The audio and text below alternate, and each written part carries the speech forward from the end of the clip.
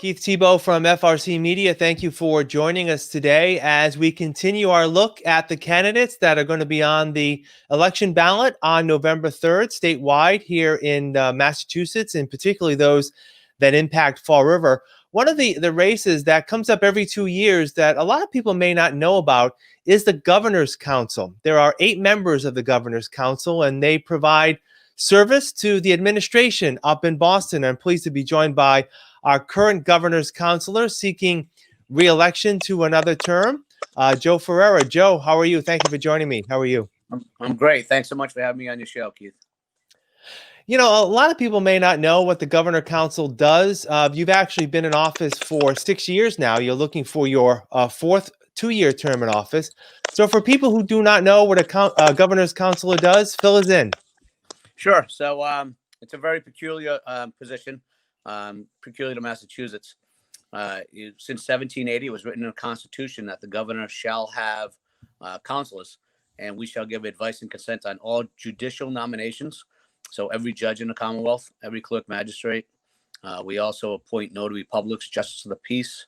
The governor wants to give someone a pardon. We say yes or no to the pardon.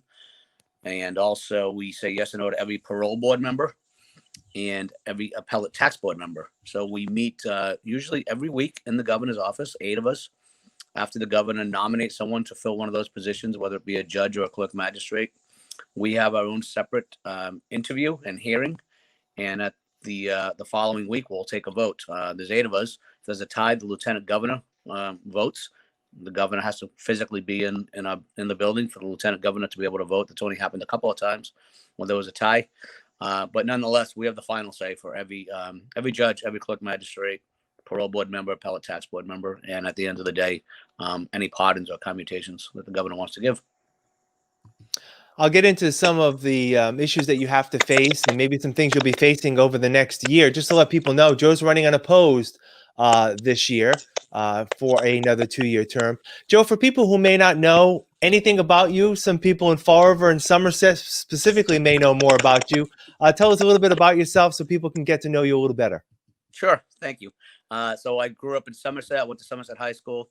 After high school, I went to Bryant University, where in 3 years I got my bachelor's degree in criminal justice. I then got married and started to have babies.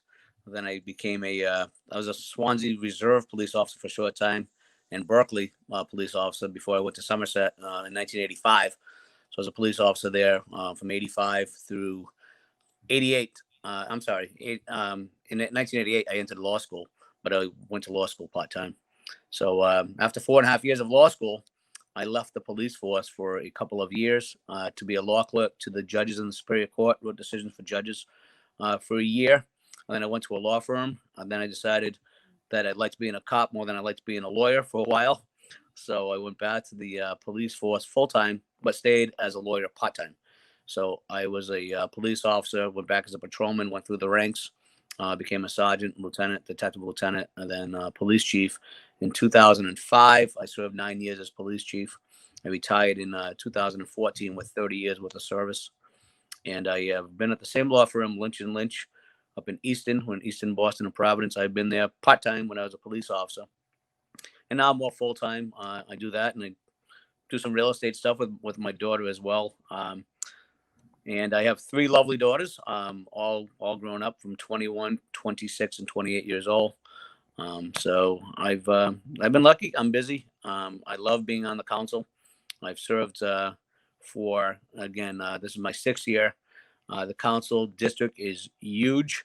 I'm sure you're going to be asking me this, but if you want, I can just tell you about this now. Sure. Go right ahead, Joe. So the way it's broken down, there are 40 senators in Massachusetts, and there are 8 of us, which means my district is exactly 5 senatorial districts. So I have the senator district from Plymouth, Taunton, Fall River, New Bedford, and the Cape. So that encompasses 47 cities and towns. I have 5 senators in my district, 20 state reps, because there are 160 state reps. And there's 8 of us. So I have 800,000 constituents. So when I run and when I have to campaign, which I do vigilantly, it's a huge area. It's bigger geographically and population bigger than running for Congress. So it's a very unique, geographical layout. But I'm pleased that I think I have the best district. I have the entire Cape and Islands all the way to Kingston, Pembroke, Plymouth, back through Middleborough. I have Taunton, Fall River, New Bedford, all the way down the 195 corridor, and I have Martha's Vineyard and Nantucket. So I'm very pleased. I'm very fortunate to be where I'm at now, and I thank the people for electing me. Several times now. So let me ask you, even though, any elected position, there's no real prerequisite to be, from a specific area of expertise. But with you being a lawyer and also you being in public service in terms of the police department, how important is that experience for you that you take into this position as a governor's counsel? How does it help you? Well, I think it helps, significantly. I'm actually a lawyer. I go to court. I've been in court my whole life, either as a police officer testifying, against people. I also volunteered as an assistant prosecutor for a while under Paul Walter's administration in Bristol County, volunteered so I could learn to try cases. So I'm actually in court. I'm still in court often, representing people.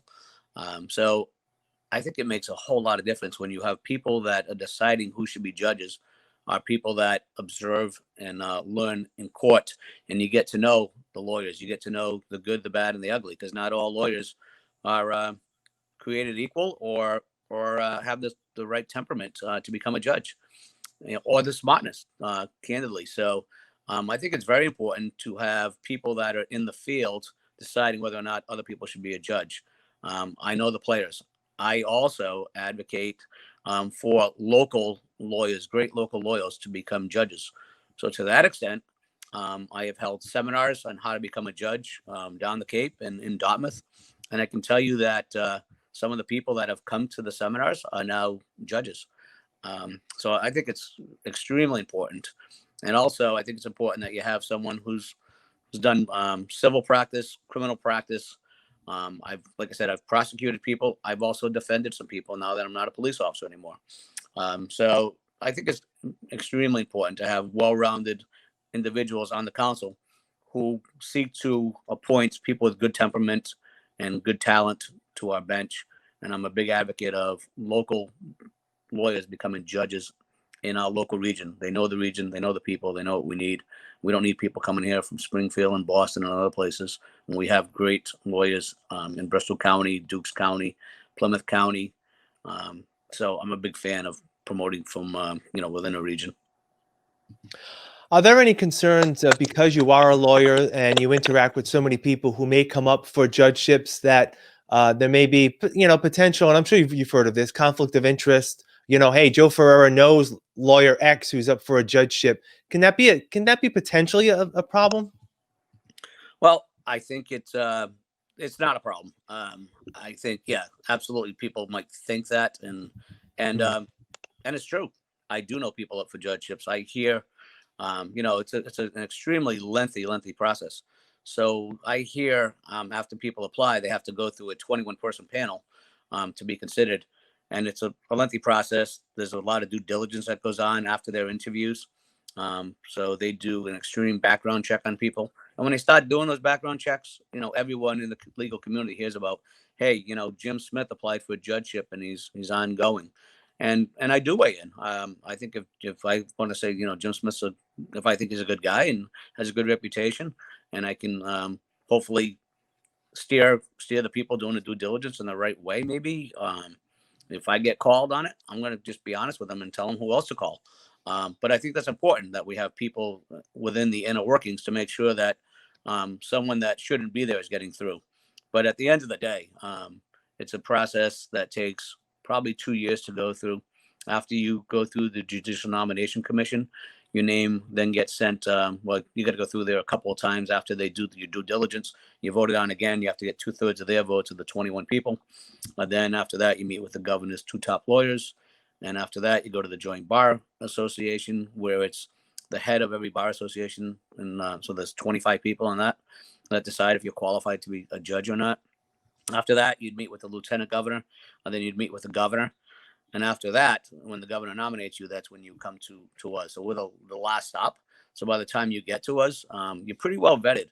And hopefully, any bad things or any bad people are weeded out. Not always. We've had some people go through the entire process, get to us, and in a few instances, they knew they weren't going to get the votes and they withdrew. I don't think it's a conflict. I think it's good that people in the know are appointing the judges. You just kind of answered part of my next question here. A lot of is made on, federal judges, how they're appointed by the Senate in Washington. Of course, there's a big battle going on now over the next Supreme Court justice of the United States Supreme Court. It looks like there's a lot of layers in Massachusetts that sort of makes it a little less political, if you will.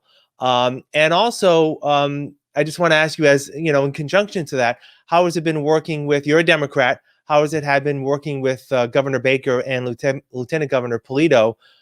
It appears on the legislative side, there's a lot of camaraderie and cooperation between the Democrats and the Republicans. Is that the same on the Governor's Council?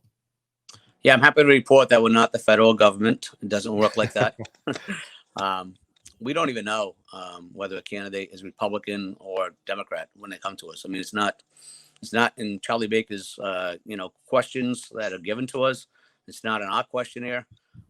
Sometimes we do make them disclose any political contributions over the last 3 years. So you'll see if, people gave money to Elizabeth Warren or to Donald Trump or something like that once in a while. But it's nonpartisan. Charlie Baker has nominated, my guess would be, I don't know. I don't know the stat, but probably equal amount of Democrats and Republicans, or maybe more Democrats throughout my 6 years on. So I got sworn in the same day that Charlie Baker and Karen Polito got sworn in. We both won the election at the same time, all three of us. And it's not political like that at all. It's not Democrat, Republican. There's no litmus test for that. We look for the best people for the bench, and we don't do this horse trading that you see in the Senate, where they try to, not have confirmation hearings and this and that. You mentioned the Supreme Court, so something that viewers may not know, there are 7 people on our Massachusetts Supreme Court. So you're a dual citizen. You're a citizen of the federal government. You're a citizen of Massachusetts.